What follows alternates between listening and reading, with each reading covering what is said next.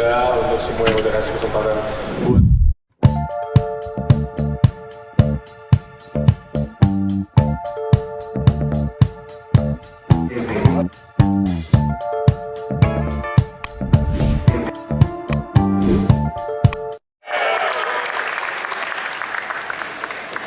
pendukung dari Gereja Setan The Movie. Foto sebentar aja ya.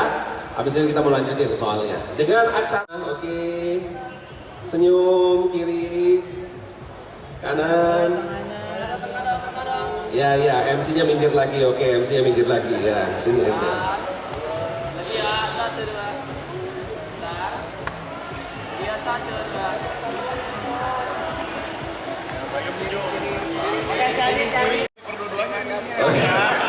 Lucifer 1, Lucifer 2 ya. Ini Lucifer ganteng dan Lucifer jelek. Ini adalah poster dari Gereja Setan The Movie. Kita akan sama-sama buka sebelumnya. Siap? Kita hitung mundur sama-sama. Di hitungan berakhir, kemudian bersama-sama kita singkat tabir yang akan membuka seperti apa penampakan dari poster resmi Gereja Setan The Movie. So teman-teman media, siap kiri atau kanan? Dari 88. Dari berapa?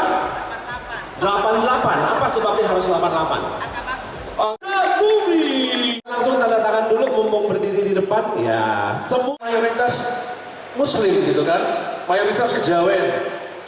Nah, kita juga ada pertentangan dari pihak gereja. Kalau bikin begini, jangan-jangan ini ajaran sesat. Ya, tapi akhirnya ya kita doa aja, ya, pokoknya terjadilah, gitu kan.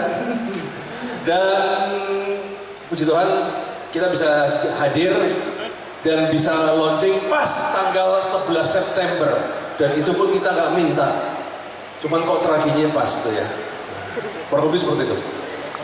Aku sendiri sih yang pertama terima kasih banget juga untuk semua yang udah kasih kesempatan buat ikut partisipasi juga dalam film ini. Ini jadi film kedua aku.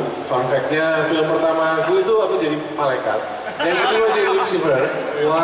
Tapi ini luar biasa, pengalaman yang luar biasa dan yang aku lihat mungkin aku nggak day shoot-nya nggak sebanyak yang lain ya. Tapi aku lihat ini mulai dengan kasih karunia, aku percaya ini berakhir juga dengan kasih karunia. Amin. Yang pertama kali telepon adalah pencipta lagu rohani aku. Dan aku pikir aku akan main film yang berkaitan tentang rohani gitu. Entah main film ataupun nyanyi gitu. Kelas 2 SD, saya jatuh dari tangga, kepala duluan. Dan pada hari itu masuk ke dalam rumah sakit dan pembunuhan sekitar otak, pendarahan sekitar otak. Dan dokter bilang kemungkinan besar ini akan semacam epilepsi, kejang-kejang yang tanpa demam.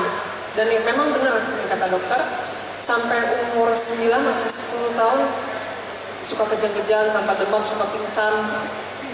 Dan itu juga lumayan lumayan mengganggu kehidupan sehari-hari yang sebelumnya misalnya suka olahraga, suka berenang, suka bisa jalan-jalan sama teman, jadi lumayan mengganggu. Dan kebetulan pas saat itu ada yang rekomend untuk ikut ibadah yang pas saya di Bali, ibadah KKR, dan di situ ya, menerima kesembuhan. Dari situ saya udah berhenti untuk kejang-kejang, untuk seperti epilepsi, dan udah bisa olahraga, udah bisa menjalani hidup seperti normal lagi.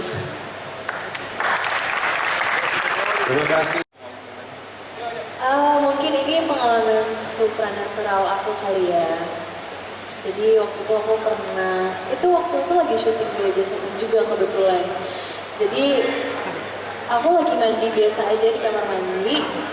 Bahkan aku jujur kalau misalnya mandi, aku kadang-kadang suka bengong gitu kan, ya udah sambil sampoan, sambil sabunan gitu.